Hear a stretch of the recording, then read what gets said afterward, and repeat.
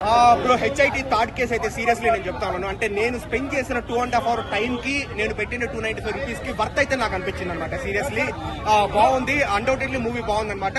అంటే మనకు ట్రైలర్ లో నాని గారి దగ్గర నుంచి ఒక డైలాగ్ ఉంటుంది, క్రిమినల్స్ ఉంటే భూమి మీద 10 feet సెల్లులో ఉండాలా, లేకపోతే భూమి కింద 6 feet హోల్లో ఉండాలా, అంతేకాని క్రిమినల్స్ ఫ్రీగా అయితే బయట తిరగకూడదు అని అంటాడు కదా. సో మూవీలో నాని క్యాటగరైజేషన్ ఏంటంటే సెల్లులో కూడా పెట్టాడు బ్రో. డైరెక్ట్ గా క్రిమినల్స్ ఎక్కడ ఉన్నా ఎవరైనా అక్కడ తీసుకొని వచ్చి వాళ్ళని డైరెక్ట్ గా హోల్లో పెట్టేస్తా ఉంటాడు అనమాట. అంటే నానీస్ మాస్ ర్యాంపేజ్ అని చెప్పొచ్చు, అన్డౌటెడ్లీ నేను చెప్తాను.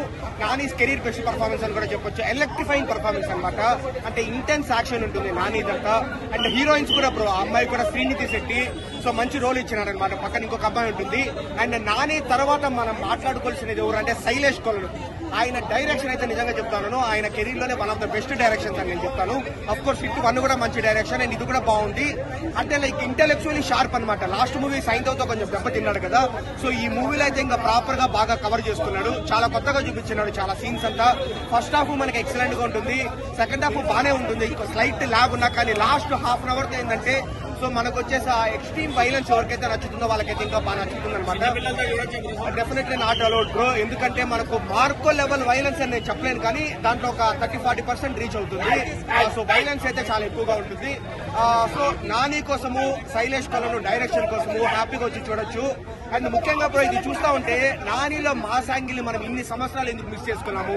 ఎంతసేపు అంటే మంచి మూవీస్ ఉన్నాయి, క్లాస్, అష్టాజమ్మా కావచ్చు, పిల్ల జమీందార్ కావచ్చు, అలా మొదలైంది కావచ్చు, భీమిలి కబడ్డీ జట్టు, ఎన్నో ఉన్నాయి. కానీ సో నాని మాస్ గానీ ఇంకా కంటిన్యూ చేస్తా ఉంటే బాగుంటుందని నాకు అనిపిస్తుంది. అలా ఏం లేదు బ్రో, అలా మనకేముండదు అనమాట. కాకపోతే నాని బాడీ లాంగ్వేజ్ కి కొంచెం సెట్ అయ్యే విధంగానే ఉంది మూవీ అంతా. అండ్ ఇంకా క్యామియోస్ గురించి మీకు నేను చెప్పాల్సిన అవసరం లేదు. So Nani HIT the 4th case వచ్చేసి తమిళనాడులో ఉండబోతా ఉంది. సో హీరో ఎవరో అందరికీ తెలుసు అనమాట. అండ్ అడవిశేష్ గారు కూడా కరెక్ట్ టైంలో ఫైనల్ లో వచ్చి బాగా సేవ్ చేస్తాడు. ఓవరాల్ గా ఒకటే బ్రో, నాని 1 man షో అనమాట. కమాండింగ్ యాక్షన్ ఉంటుంది. And climax last half an hour అయితే మైండ్ బెండింగ్ అంటాము, లేకపోతే గూస్ బంప్స్ అంటాము, నర్వ్ రాకింగ్ అంటాము, హార్ట్ రేసింగ్ అంటాము, ఇలాంటి అడ్జెక్టివ్స్ ఎన్నైనా పెట్టుకోవచ్చు. Last half an hour violence ఇష్టపడే వాళ్ళకైతే బాగుంటుంది, బీజం కూడా బాగానే ఉంది. ఇంకా ప్రాపర్ మాస్ గా షిఫ్ట్ అయిపోయినట్లున్నాడు అనమాట. నాని నుంచి కూడా నేను ఎక్స్పెక్ట్ చేస్తాను.